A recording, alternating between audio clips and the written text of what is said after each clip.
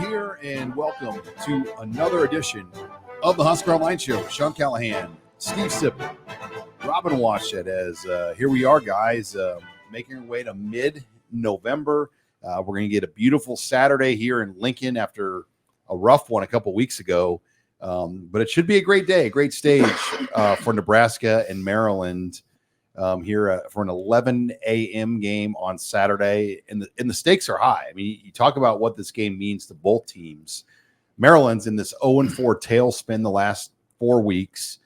Mike Loxley's kind of feeling a little bit more heat. His offensive coordinator, Kevin Sumlin, got a DUI over their bye week. And they were drilled by Penn State, where Nebraska, as we know, suffered a disappointing loss last week at Michigan State.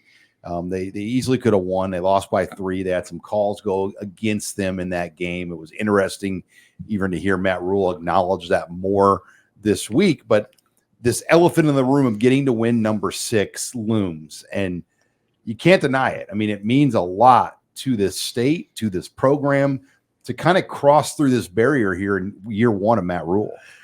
Oh, absolutely. It would have been nice to get it last week, obviously. And Rule he talked right after the game on Saturday about how there's consequences, and these kids haven't been through this, and that it affected them. He thought it affected him. I think he believed he said that on Monday. How does it affect him? Again, we're talking about this abstract notion, and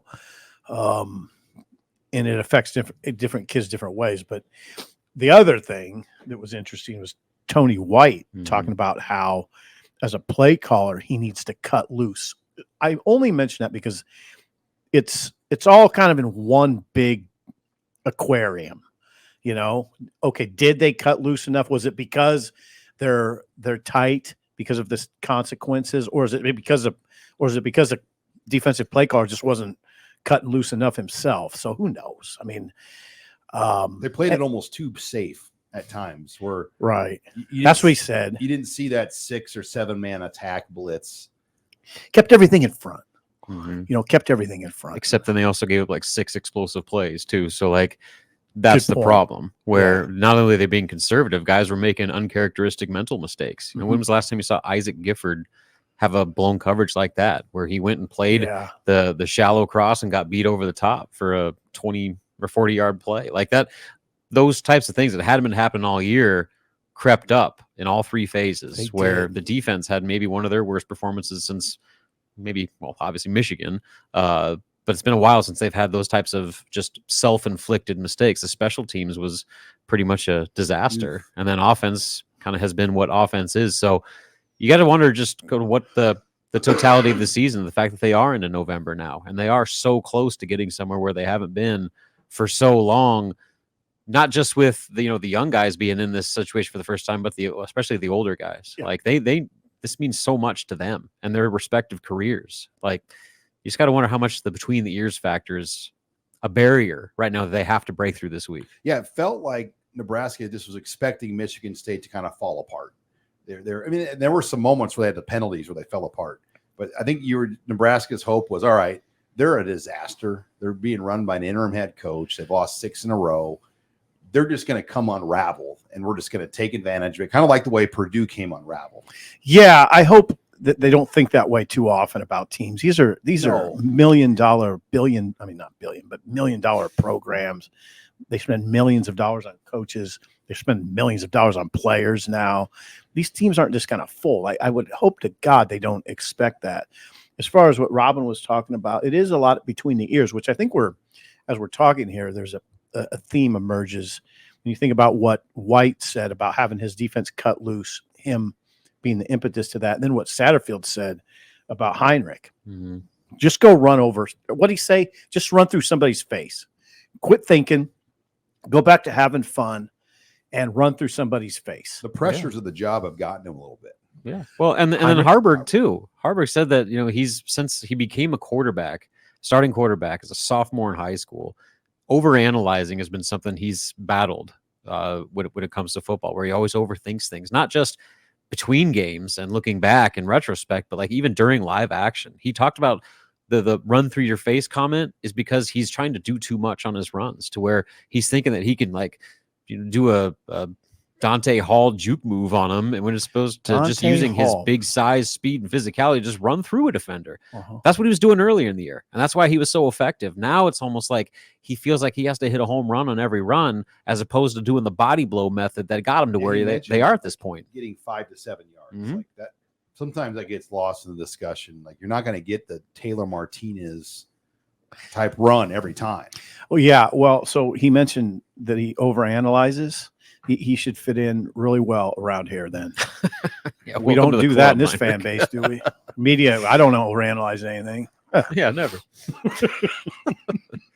Yeah, he'll fit in really well around here. All right, you're listening here to the Husker Online Show. Sean Callahan, Steve Sipple, Robin Washut, as we hit through opening headlines. Some other things of note that came out of last week. Marquise Buford made his return. I thought that was a real nice surprise. James Williams gets another sack for Nebraska. He can only play in one more game, and you would think it's going to be this week. Now, they could make a decision to play him the rest of the way and have him go over 4, but are Iowa and Wisconsin going to be heavy pass rushing games that he'd be needed in? So a lot of other things develop here as we kind of hit this final stretch. Also, Nebraska-Wisconsin, guys, named a night game, which we kind of thought that was going to happen, but you almost were in disbelief they would play a night game this late in the year on the road with the short week 11 a.m. game on Black Friday. So Nebraska is essentially going to have 2 less days of body rest to get ready for their final game of the year against Iowa. That's kind of a tough development, but not unexpected. It's going to be a late night post-game show. It's okay. We can handle it. Yeah, we're kind of veterans now. Midnight start time, 1 o'clock out of the press box. We'll see. That's see how the game goes. But we'll see. But sounds good. I mean, I think I guess go back to what you just talked about. Getting Buford back, I think, is pretty critical. For one, we don't know what the status of Malcolm Hartzog is. He left that protocol game. Yeah, he's going through the protocol, and he's questionable, probably at best, to play. So, he was a guy that played corner, safety, slot, nickel, like all those things. And to be able to have Marquise Buford step in and potentially fill that role, that's almost a seamless transition, if not an upgrade, when Buford's at his best. So that is helpful. They also got Billy Kemp back, which, we guess we'll talk about that in the next segment a little bit more as far as his offensive impact and special teams. But, they in one hand were getting healthier, but then the sudden absence of Princewell, Uman Mielen, you saw that with their pass rush a little bit. Yep. He's been one of their most productive pass rushers. And we talk about a defense that wasn't aggressive enough, according to Tony White. I think his absence was noted. You saw Cam Lenhart take a step. If they would have had both those guys, maybe that philosophy of just playing everybody back works a little bit better when you have your 2 best edge rushers available. Best edge rushers are freshmen. Well, and James Williams. Yeah. No, those guys are good. Those guys are good. And this week against, say his name, please, Talia. Tagovailoa. Yeah. That was a good try. You really own the OA at the end. Like, you just kind of say it fast enough. Nobody will. Tagovailoa. Talia. TT. Anyway, really important to get to him. I mean, and it's tricky because he can move. He can move in the pocket. Like his brother. He extends plays. Thank you. He extends plays. Your rush lanes have to be disciplined. But man, I was thinking about that last night, actually. Princewell coming back would be huge, huge in this game. And think about what we're talking about, freshman.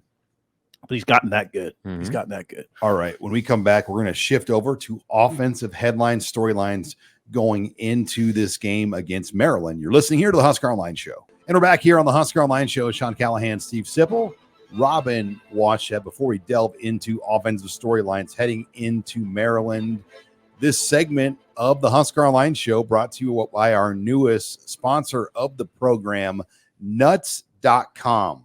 Nuts.com is your one-stop shop for freshly roasted nuts, dried fruits, sweets, pantry staples like specialty flours and more. Their wide selection means there is something for everyone. Nuts.com offers plenty of gluten-free options, organic choices, and other diet-friendly products. Whether you are looking for something sweet, savory, or you need to stock up on everyday cooking essentials, you're bound to find something to try. At nuts.com, quality is a top priority. They roast their own nuts and they pop their corn the same day it ships.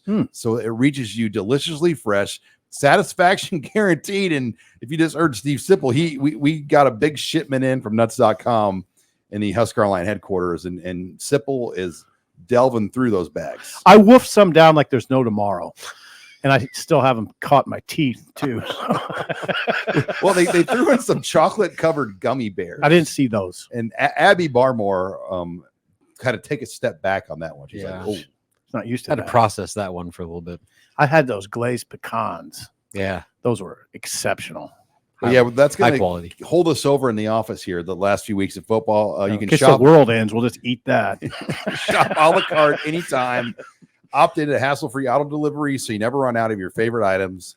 You're already stocked up at home, and they can sell directly to businesses. Right now, nuts.com is offering new customers a free gift with purchases and free shipping on orders of $29 or more.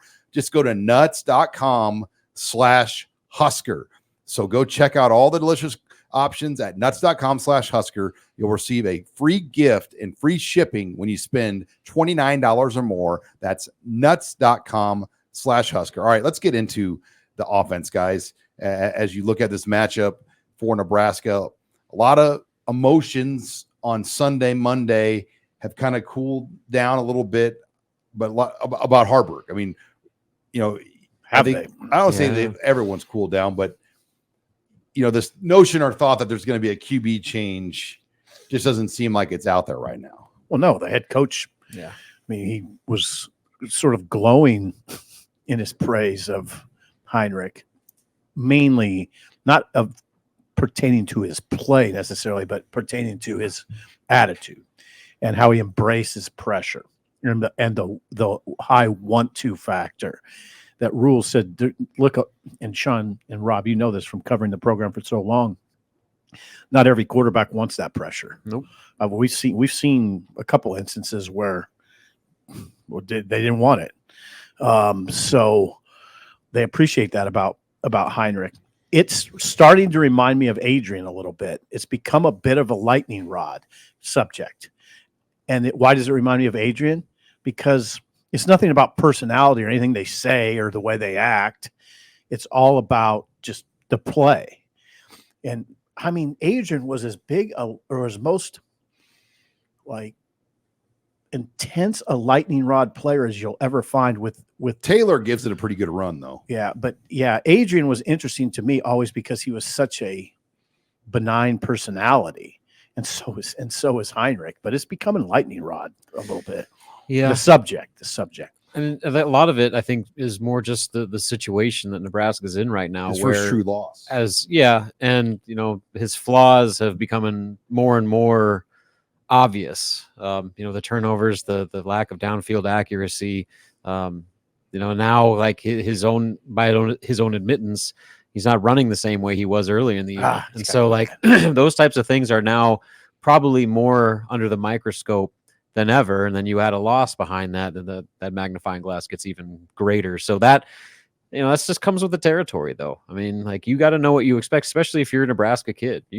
I'm sure he criticized a Husker quarterback or two in his days growing up. So he understands. And I think that's kind of where his overanalyzing comment comes into play, where like he's trying to do so much to be the quarterback everyone wants him to be, where for the here and now, he just got to be himself. Think about it, though. Every quarterback at Nebraska, to some level, has dealt with it. You even had Tommy Frazier and Brooke Behringer, that debate. You had people wanting Frankie London to start over Scott Frost. Crouch. You had the Crouch Newcomb debate back in that whole era, really from 98 to 01, how that kind of battled back and forth. Jamal Lord, Mike Stuntz, Kurt Dukes. You can go down the line. Joe Daly and whoever else on that Callahan team. Harrison Beck. Zach Taylor was probably the only – now I'm thinking out loud to you guys. Okay. Zach Taylor is probably the only guy that I don't recall over his 2 full years as a starter where people weren't crying for him to be benched. Now, Harrison Beck was on that bench. Yeah, nobody was crying for that. And nobody was crying for the throw god to go in there. That's his easy. You're going to get targeted. Hey, that's his TikTok name. Hey, who is Zach throwing to? Terrence Dunn, Nate Swift, Purify. Todd Peterson, Maurice Purify, Matt Harrion. Yeah, a little different now, isn't it? A little different now. I mean, they ask Heinrich to do a lot. That's what the head coach was Even saying. Hunter Tiefentiller would be a good tight end right now. Oh well, he'd look like Shockey right now. Hunter Tiefentiller reference. Check. Hunter Tiefentiller equals Jeremy Shockey. That's another sip. Right. I mean, they need playmakers around Heinrich, and that's what Rule was emphasizing, or at least talked about extensively on Monday, that they're asking Heinrich to do so much. Mm-hmm. I mean, we don't even think about it. I think because we're used to it because of Adrian Martinez. But man, it's just amazing what he's got to lead them in rushing. Well, it does lead them in rushing by a long way. Have you ever noticed that? Yes. Heinrich Harburg leads the team in rushing by a long way. Okay. He's also has to be a pinpoint passer. And he doesn't exactly have, doesn't have purified Todd Peterson, Nate Swift to throw to, or Hunter Tiefentiller.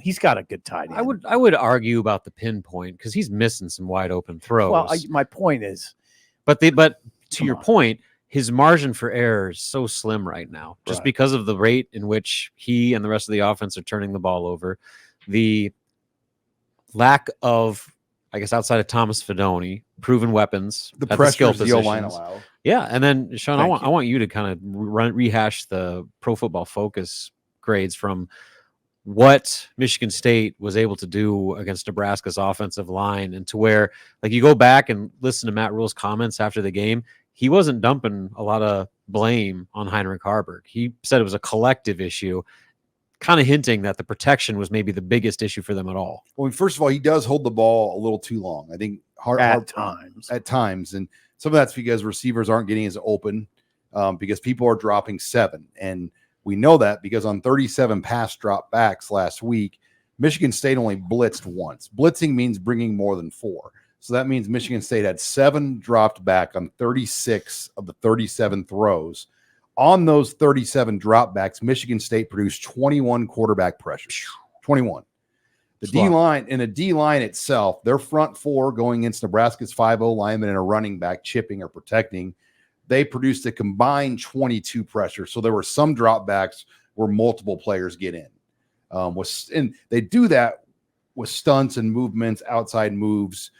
Benhart had a rough game on the right side. Nuri really struggled in his first game back. Prohaska hung in there. I think that was the one guy that played fine. And I think that Evans Jenkins hung in there. But the right side had a tough matchup last week. And, I'm not saying it was the players' fault, but they had a tough matchup. Michigan State still has dudes on that team that played in a New Year's Six bowl game. I mean, they have material on some of those positions right now. Yeah, and I don't want to make this sound like Nebraska has no offensive players, but on the other hand, a lot of these guys wouldn't be playing if Nebraska didn't have those rash of injuries. Mm-hmm. Top 4 receivers, top 2 running backs, a couple linemen down.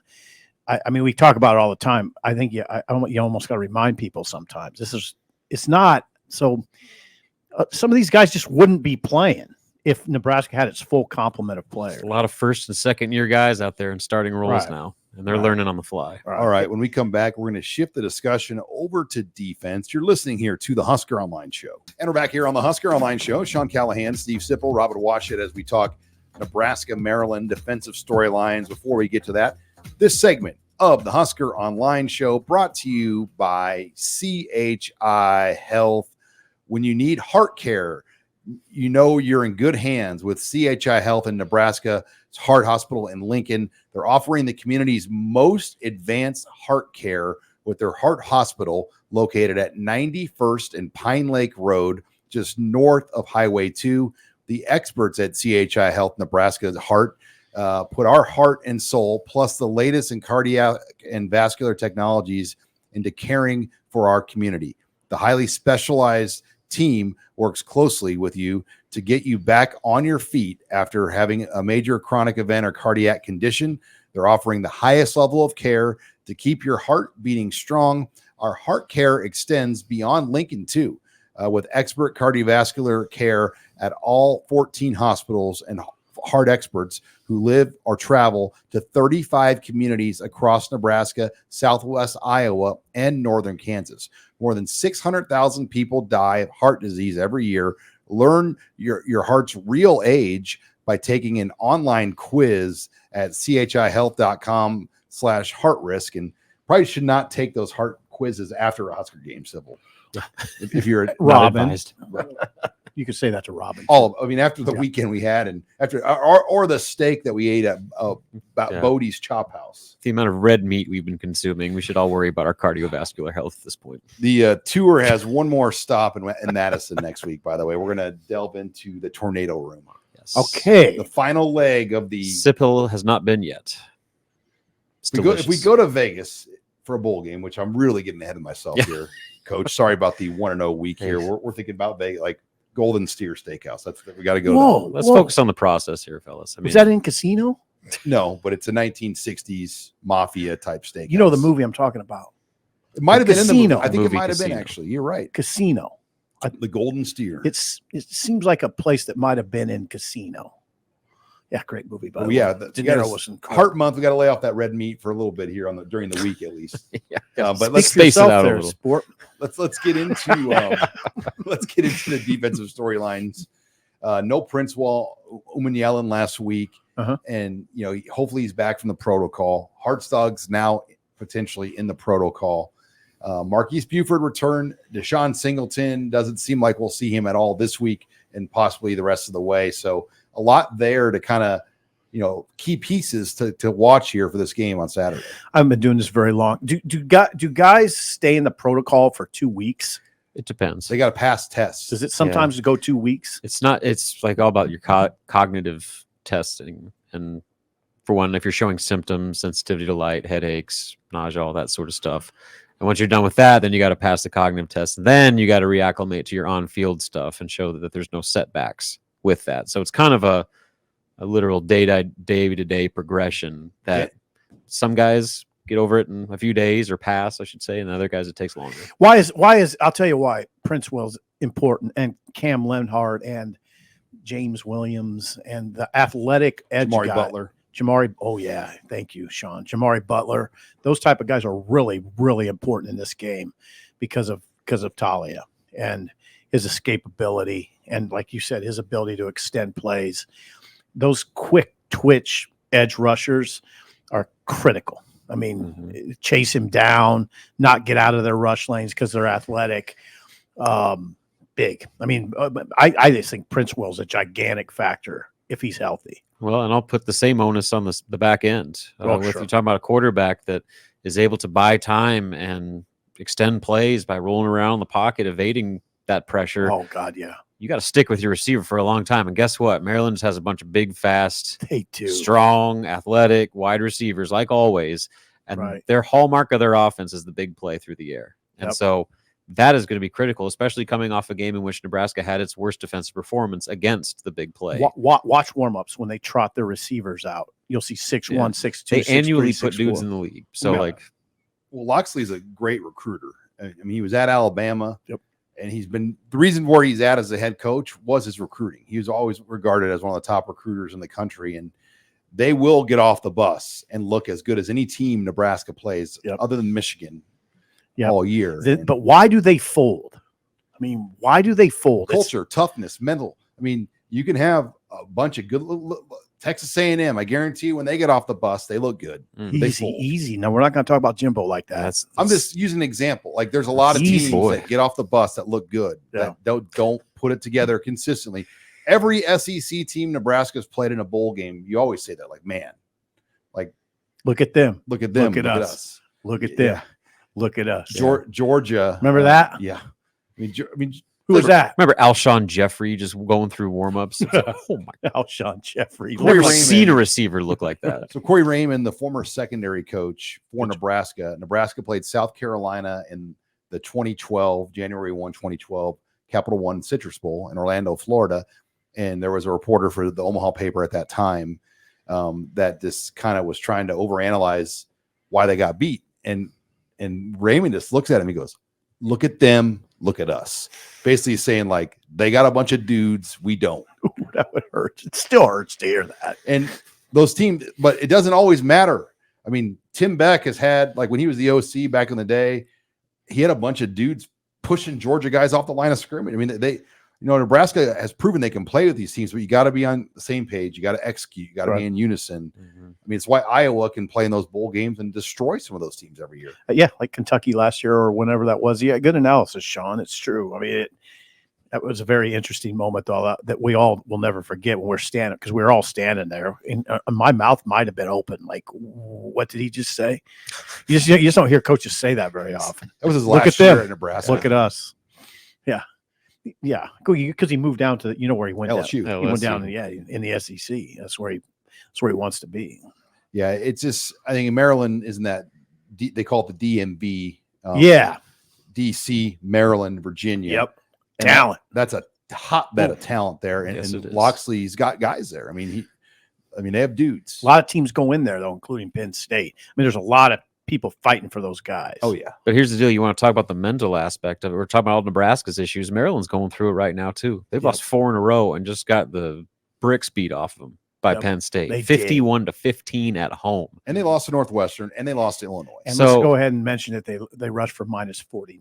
Yeah. So they've got some locker room stuff they got to figure out. Going on the road, coming off that loss against a Nebraska team that is in like a must-win situation right now. So that's a lot to ask on their end right now. Is. And so let's not make them out to be like this, just well-oiled machine coming in here. They've got plenty of warts. And Nebraska's got to be able to jump on Maryland early, fluster Talia early, keep them one-dimensional early. Don't let them run the ball. They don't run it often, but when they do, they're fairly effective outside of last week.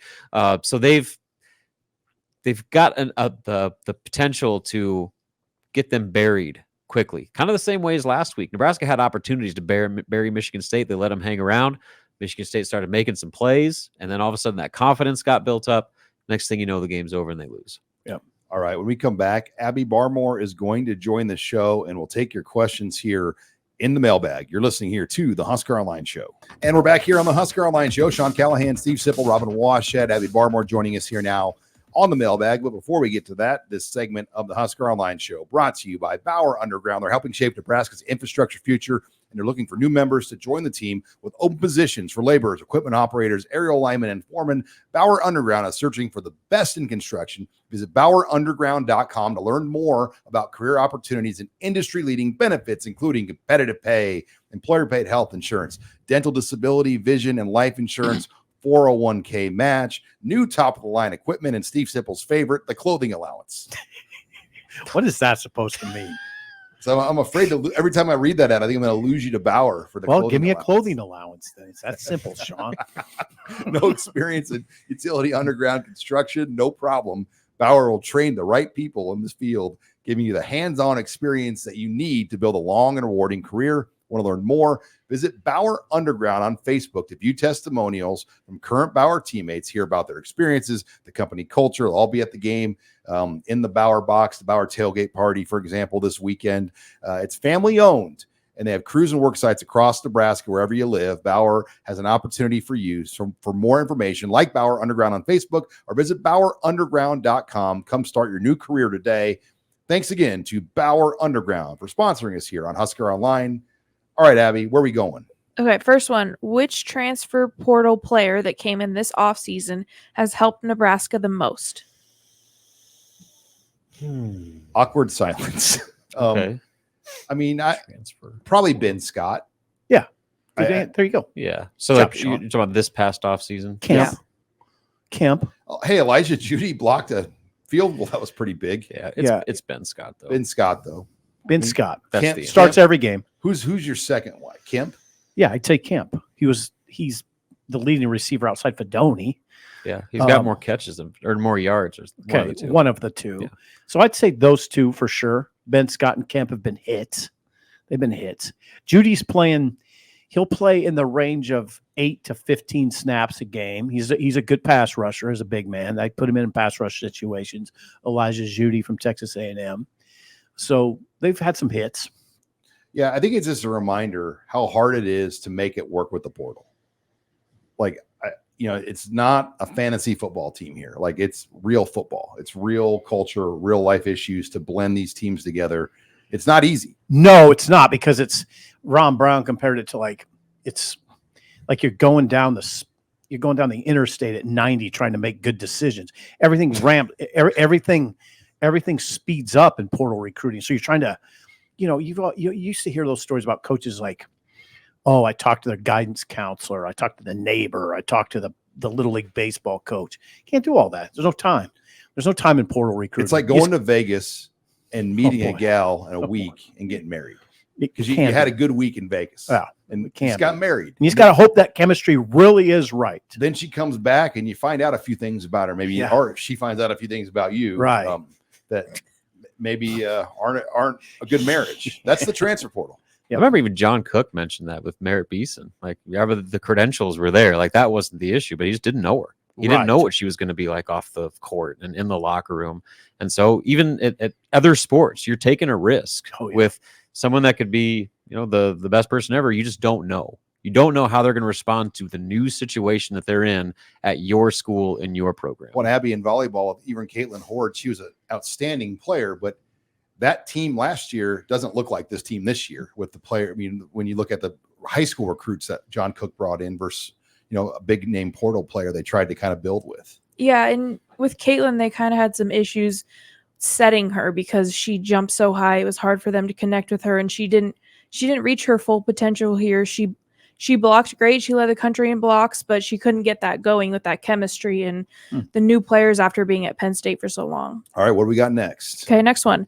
If Nebraska, hypothetically, I'm knocking on wood, loses the next 3 games and finishes 5-7 on the season, would you consider this season a success? No. I mean, it would be a real tough pill to swallow. And they could still get to a bowl at 5-7. I think there's a lot of projections out there. No, there are. There's a lot of projections out there that there will be 8 teams going to the bowls this year. It's one of those years where the teams have just beat up on each other, and the top teams have kind of. Interesting. Yeah, it's a weird year in that sense. Interesting. I would tell you this, Abby. Matt Rule would not consider it a success. Yeah. So I don't feel like we're being overly negative with our quick response. Matt Rule would say, no, that's not a success. Especially in the way that record would have happened. The fact that they were so close and fell so short or that far away from achieving that goal, and to not do it. Oh, he's trying to build a program that's really strong in November. Yeah, that means that you did not take that step. I think it would almost feel dirty if they went to a bowl at 5-7. Yeah.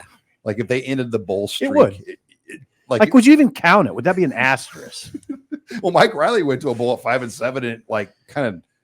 Well, that was fascinating because that bowl they played really well. Like they played a ranked team and crushed UCLA and hammered it on the ground. And I wrote a big column like, this is Riley. He finally figured it out. He's gonna hammer it at people. Whoops. Wrong. That was wrong. Nice job. Next question. Okay. Nebraska ball fans got their first look at the majority of Nebraska's team this year. What are your first impressions of the squad? Yeah, so they're still incomplete. Keisei Tominaga, as of recording time, hasn't played yet. Juwan Gary hasn't played yet. Blaze Cada, Ramel Lloyd have still been out. So the full roster has still yet to play another opponent together on the court. But we've at least been able to see kind of the picture of some of those critical pieces, especially in the front court. Rink Mast and Josiah Alec. They kind of represent this brand of what Nebraska wants to be this year in terms of this new wave of physicality and being a tough bully type team in the post. And the competition was what it was, but they did what they were supposed to do. They were the bigger, stronger, more experienced team, and they played like it. And they dominated Lindenwood. So, with this non-conference, it's going to be a constant evolution of getting these other pieces back in the mix, blending it all together, trying out different lineups. But for the first couple of glimpses we've seen, it's been pretty positive. And the competition aside, Nebraska, there's been years where they lose that game, and they lose against these types of teams. Western Illinois. Yeah, I mean, you could go down the list. There's numerous examples. Riverside? Yeah, East Riverside, Southern Utah, Western Illinois, like you said. So, like, I mean, there's a long line of it. And for them to handle their business and doing it in a convincing manner, to me, that's a tangible sign of progress.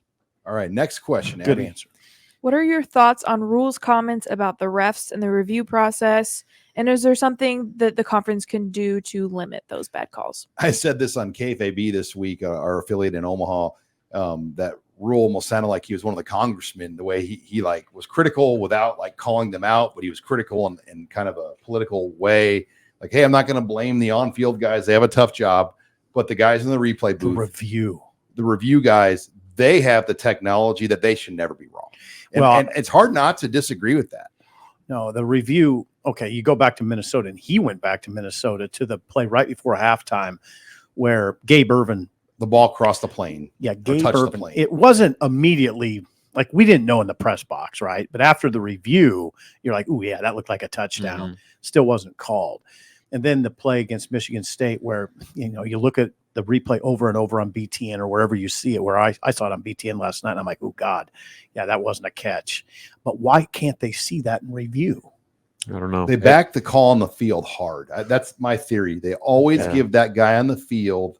If like they think he had the closest view to it and he calls what he does, if it's not indisputable, they tend to back that guy. Am I wrong? Yeah, there's got to be conclusive evidence to change the call on the field. And if they think there's any level of doubt, they're going to err with what was ruled, the initial ruling. So that's my only answer. But what's the point of review then? At that point, just go with the call on the field. Here's the question I have, and we need to ask this to somebody. Does Rule get fined for those comments yesterday? I think the Big Ten announces that. I don't think they just keep that quiet. Yeah, no, there'll be a statement that he's should he be fined? No.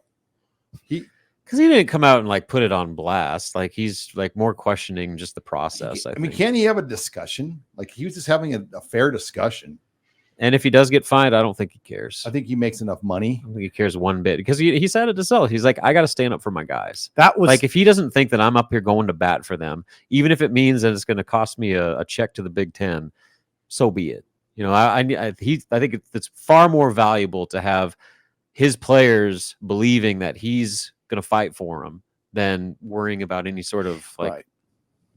And those comments might put some more conference. Heat on the conference replay highest levels to get the message down. Let's not screw this up again. Like, what the hell is this? What the hell is this? The ball hit the freaking ground. It's an incomplete pass. Hey, Malachi Coleman got the first down. Why did you mark it at 9? Why did you stop? That was the call that was the most egregious to me. Clearly had the first down. 15 seconds run off the clock because it's second. Well, the Harburg fumble too. I mean, yeah, it was pretty bad. That was pretty bad. Dean, I won't even try to get his last. Blandino. I said Blandino. Bambino. But I mean, he was like incomplete pass. Like it wasn't even like we were watching it on Fox. And what's funny is when I brought that up to Rule, and the Rule had no idea that he couldn't see it. Fox said why wasn't this stopped? All right. Now, one other thing. The only pushback I'd give you guys on discussing officials is I don't think it would look good for college football if every Monday coaches came out and had a long spiel about the officiating. I don't know if that's. But he's talking about two particular plays in one-score games that resulted in a touchdown being put on the board and one being taken off. I understand. All right, final question. Okay. After this year's cross-country steak tour, which steakhouse would you recommend in Lincoln? Well, Casa Bovina is the highest end in town. I mean, Casa Bovina, most expensive restaurant in town, highest level chefs, nicest experience.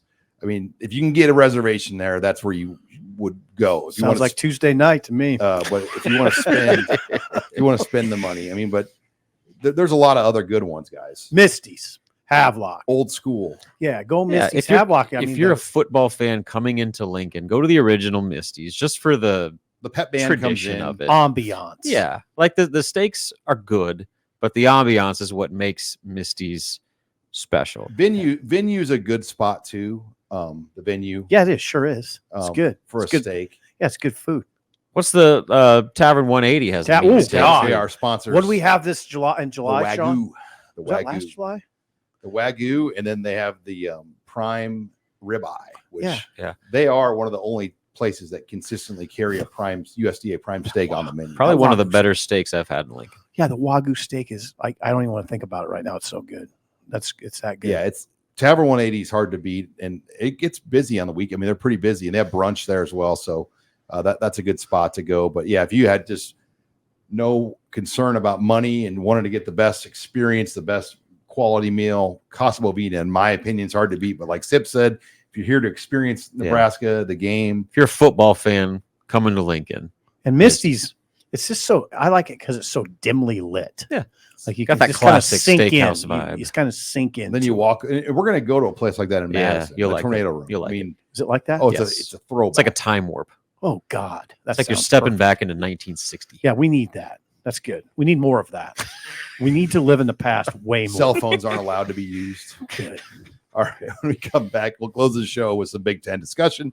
You're listening here to the Husker Online Show. Final segment of the Husker Online Show. Sean Callahan, Steve Sipple, Robin Washett. Before we get into some Big Ten discussion, this segment of the Husker Online Show, Steve Sipple, brought to you by Larson Motors. If you're looking for a new vehicle, go for a new experience at Larson Motors in Nebraska City.